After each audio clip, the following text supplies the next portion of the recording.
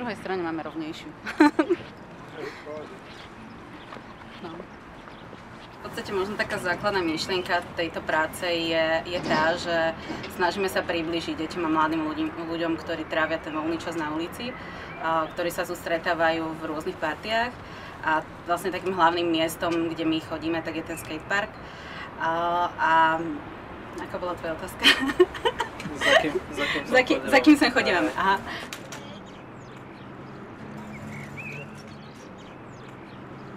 Prácu v Petržalke Kaspian začal pred 13 rokmi a bolo to viac menej formou klubu. A postupne vlastne, jak sme pracovali s tými mladými z tejto komunity, sme zistili, že je istá časť vlastne skupiny, ktorá neuprednostňuje ten priestor 4 stien a naozaj reálne väčšinu svojho voľného času trávi na tom sídlisku. Z toho dôvodu vlastne v roku 2003 sa začalo pracovať priamo v teréne. Začalo to mapovaním prostredia, kde sa vlastne tí mladí stretávajú a postupne sa teda vybrala lokalita konkrétne skateparku a konkrétne teda komunita mladých ľudí, ktorí sa venujú nejakému druhu extrémnych športov, tvorbe graffiti alebo teda ľudí v blízkosti týchto jazdcov a umelcov.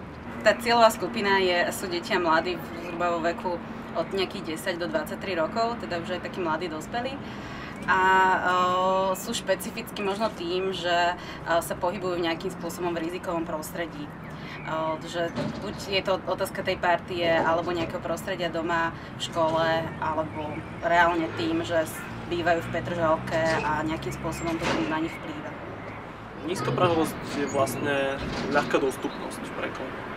Takže to je akoby hlavný cieľ.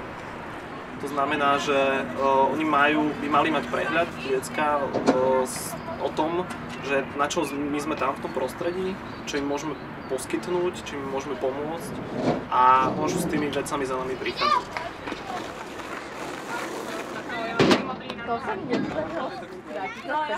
Keď prídete von s kamarátmi, tak je to také, čo budeme robiť a kam pôjdeme. Tak to je to iné, lebo vlastne tam prídeme a zahrajeme si toto a bude takáto akcia, môžeme ísť. To je také lepšie zabiť čas, ísť naozaj von s partiou, ktorá ani nevie vlastne, aký je cieľ. No pomaly sme sa aj spoznali, každý získal nových kamarátov, nových ľudí spoznal, nové názory na rôzne veci. Také lepšie, než byť niekde vonku, sedieť. Je to výhodou, že tu sme taký fajn kolektív, že nie je tu nikto, kto by urobil niečo zlé alebo tak a tu nekradne, napriek tomu, že to je otvorené priestranstvo a všetci sem chodia vlastne za športom, čo je podstata a do Kaspianu takisto. Ale sme sa porozprávali všetci, takže je to iné, než keď idete na ulicu, niekde na ihrisko, necháte si ruksák položený a wow, 5 minút a už ho není. A vy ste tiež to niečo tak robili aj na tých prekažkách? Takže... My na týchto prekažkách maximálne sedeli stále, fotili sa. A malovali. Ale už som bol párkrát tak, že som stál na tom fanboxe a na tom rádiuse som sa pozeral s bicyklom takto dole a si povedal, že tak skúsim zajtra. Ale zlíšil som to už raz, hej. Dal som si helmu chráničom a zlíšil som. A Martin, Zuzka, čo sú ti to teraz takí kamaráti? Ja som bola takí kamaráti, potrebujem s niečím poradiť, ale už sa sem príjem porozprávať, dnes som vlastne či už so svojimi kamarátmi, alebo tak, tu kecáme, rozoberáme, rozprávame sa viac menej vždy o skateparku, z toho dôvodu, že tu som vyrastala a chodím sem jazdiť. A neviem, v rôzne hry chodíme aj na nejaké akcie, koľko sme boli na muzikáli, Život na vysokej nohe, si pamätám, to bolo fajn. Tak asi toľko, no. Ono, nedá sa povedať presne, čím sú my, ale tak oni sú takí starší, čiže keď potrebujeme s niečím pomočiť zo školy, zo súkromného života, tak dá sa za nimi prísť a oni tak pre seba si to nehajú, čo je super, že nie je to, keď prídem sa za niekým s chalanou, tak už to vedia samozrejme všetci. Je to taký fajn. A mám aj chlapca aj dievča, čiže môžem sa obrátiť na čo potrebujem.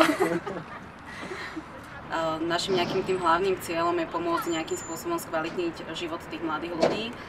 A snažíme sa to takými metodami, aby sme sa nesnažili tú formu a tie metódy im pretlačať, ale aby sme ich počúvali, to, čo oni potrebujú, aké majú oni potreby, akou formou to oni chcú a podľa toho nastavovali aj samotný program. V rámci tohoto sa im snažíme poskytnúť nejaké sociálne služby a nejaké voľnočasové, ktoré nejakým spôsobom vyplnia ten ich voľný čas a zároveň im pomôžu zvládať nejaké náročné situácie.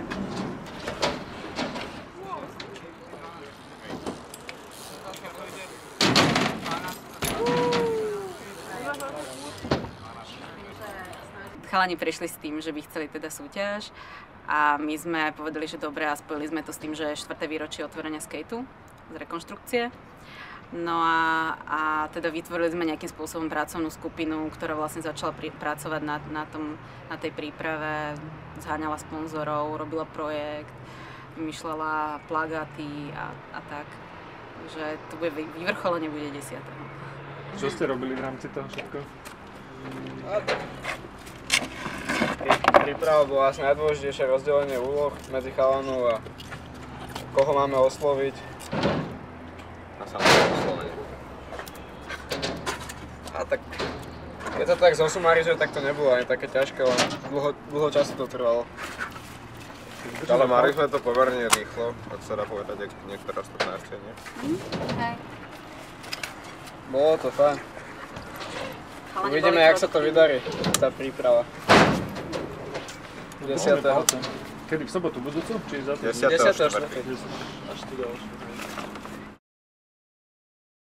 Keď sa vietor do toho opre, to strhne celý stánok.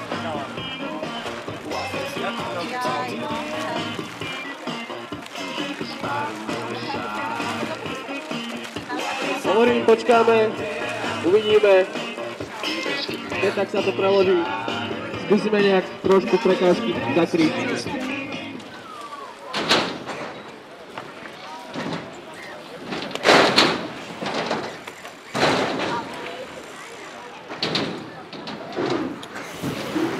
Ty kokos, on sa otočil.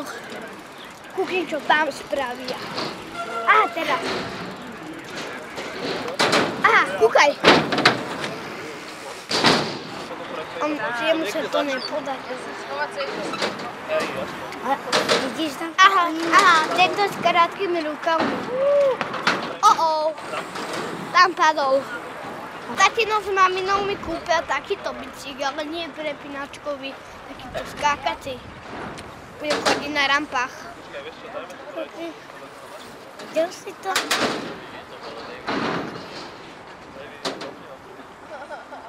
Stavíme na jednom kolese. Vidíš?